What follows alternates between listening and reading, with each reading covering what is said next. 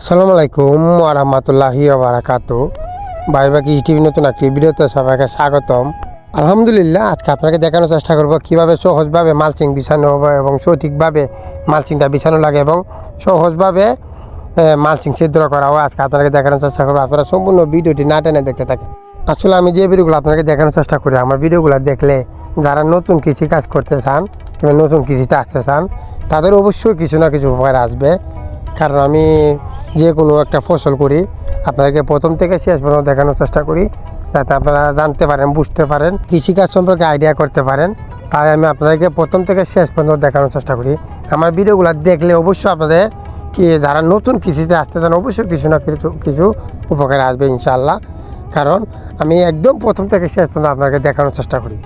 আজকে আপনাদেরকে দেখানো হচ্ছে কীভাবে মালচিং বেছানো হয়। এই জমিটা রুলও তোলা হচ্ছিল, রুল তোলা ভিডিও দিয়েছি কীভাবে রুল তোলা হয়, কত ফিট রুল দেওয়া লাগে এবং কত ফিট জানটা দেওয়া লাগে আমি আপনাদেরকে দেখানোর চেষ্টা করছি। অবশ্যই আজকে আপনাদেরকে দেখানোর চেষ্টা করি কীভাবে মালচিংটা সঠিকভাবে বিছানো লাগে। দেখেন, প্রথমে মালচিংটা রুলের এক সাইডে দেওয়া, তারপরে কোদাল দিয়ে ভালোভাবে মাটি দিয়ে দিবেন। মাটি দেওয়ার পর মাটিটা ভালোভাবে ফাইরা নেবেন, যাতে মাথা দিয়ে অল্প একটু টান দিলে যাতে কাগজটা না যায়। তারপরে অবশ্যই একটা বাঁশ ঢুকাবেন।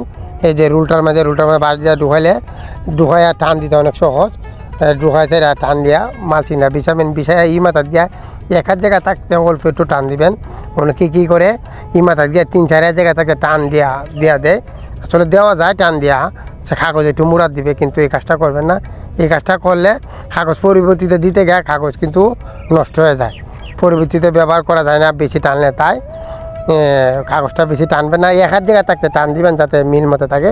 তারপরে মাথা দিয়ে সুন্দরভাবে কাগজটারে মাঝে মাটি দেওয়া ফাইরা দিবেন। ফাইরা দেওয়ার পরে তারপরে কাগজ মালচিং বিছানো শেষ হলে তারপরে আগে আপনারা একুব মাটি দেওয়া, ফাঁকে একুব মাটি দেওয়া কাগজটা ঠিক মতো দেওয়া দিবেন। তারপরে সমস্ত রুল ভালোভাবে কোদাল দিয়ে ভালোভাবে সাইড দিয়ে দিবেন, যাতে মালচিংটা সাইডেও বাজু যাতে ঠিকভাবে ঘুরে, এটা দেওয়ার চেষ্টা করবেন। গ্যাপ রাখেন না, ভালোভাবে ঘুরে দেবেন যাতে মাটির আঁশটা ঠিক রাখে, তাই যাতে ঠিকভাবে মালচিংটা পরে এইভাবে মালচিং বিছানোর চেষ্টা করবেন। রুলটা এমনভাবে করার চেষ্টা করবেন যাতে সঠিকভাবে মালচিংটা পরে, এইভাবে রুলটা করার চেষ্টা করবেন। যাই হোক, মালচিং বিছানোর পরে জমিটাতে অবশ্যই সাইডে দিয়ে আপনারা জাল কিংবা বেড়া দিয়ে দিবেন। কারণ অনেক সময় গরু ছাগল ঢুকলে মালচিং নষ্ট করে ফেলবে, কিংবা শিয়াল থাকলে, আমাদের এইদিকে অনেক শিয়াল থাকলে রাত্রিবেলা ঢুকে কাগজের মাঝে খেলাধুলা করবে, যেমন মালচিং একদম ছিদ্র করে ফেলবে, নষ্ট করে ফেলবে। তাই মালচিং বিছানোর আগে আপনারা বেড়া দেওয়ার চেষ্টা করবেন। আমাদের মালচিং বিছানোর পরে তারপরে আগে বেড়াটা দিয়ে দিলাম, একদিন পরে বেড়াটা দিলাম। আসলে একদিন পরে আমিও ভয় পাচ্ছিলাম, আলু জানে যে দুধ একদিনে নষ্ট করে ফেলতো। তারপরে একটা দূর নষ্ট হয়েছে, একটা দূর কয়েকটা ছাগলে নষ্ট করছে, পায়রা চূড়া করে ফেলতে যায় কি আর করে। তারপরে মালচিংটা বিছাইয়া তারপর নেট জাল দেওয়ার পরে তারপরে মালচিং ছিদ্র করা হবে আমাদের এই জমিটাতে। আসলে এইটা এশিয়ার কোম্পানির মালচিং, মূলত মালচিংটা অনেক ভালো একটি মালচিং। আর এই মালচিংটা সিদ্ধ করতে অনেক সহজ, এই মালচিংটা সিদ্ধ করতে অনেক সহজ। আপনারা দেখতে পাচ্ছেন আমাদের কীভাবে মালচিংটা সিদ্ধ করা হচ্ছে। আপনারা দেখেন, একটা পর এটা এশিয়ার যে লোগো দেওয়া, একটা পর এশিয়ার লোগো দেওয়া, লোগোটাতকালি আপনারা দিয়ে দিলে খুব সহজেই মালচিংটা ছিদ্র করা যায়। আমি প্রায় 15 মিনিট সময় লাগছে আমাদের এই জমিটা মালচিং ছিদ্র করে ফেলছি, খুব সহজ। এশিয়ার এই কাগজটা ব্যবহার করলে, এটা নতুন আসছে এশিয়ার কাগজটা নতুন।